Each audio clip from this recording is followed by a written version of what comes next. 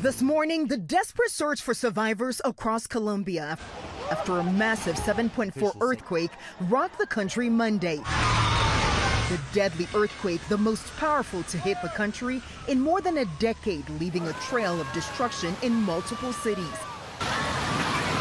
The quake's epicenter coming close to heavily populated areas. Cities like Pereira and Cali hit particularly hard. Entire apartment buildings seen splitting apart, leaving clouds of dust and rubble.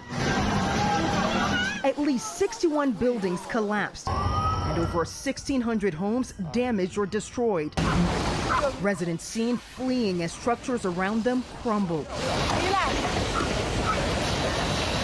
In Cali, at least 20 buildings collapsed, falling to the ground. Rescuers using their bare hands and buckets to scoop debris as they search for any signs of life. Amid the devastation, a remarkable rescue. The 6-month-old baby, covered in dust, pulled alive from the rubble. And a woman is seen being pulled through this hole in a hospital that had partially collapsed. She was tied to a rescuer who then rappelled them both down the wall to safety.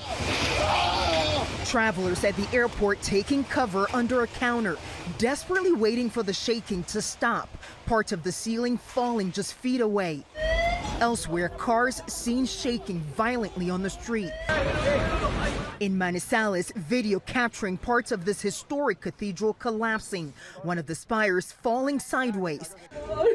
Nearby, people stranded in a cable car in the air, wires shaking.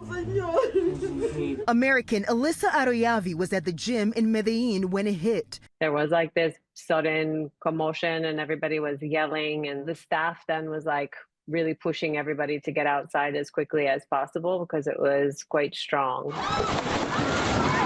The damage widespread, impacting health and community centers as well as roads, making it difficult to assess damage in rural areas. At least 132 people dead and 572 others injured, with those numbers expected to rise. Stretchers lining the streets as medics treat the wounded. And Will, the president here in Colombia has declared a national emergency.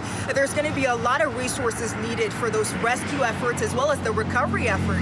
The U.S. has already pledged $15 million, more than $15 million, to help with emergency shelter, food, and other aid. Will? Truly harrowing scenes there, and we're thinking of everyone in Colombia. Faith, thank you.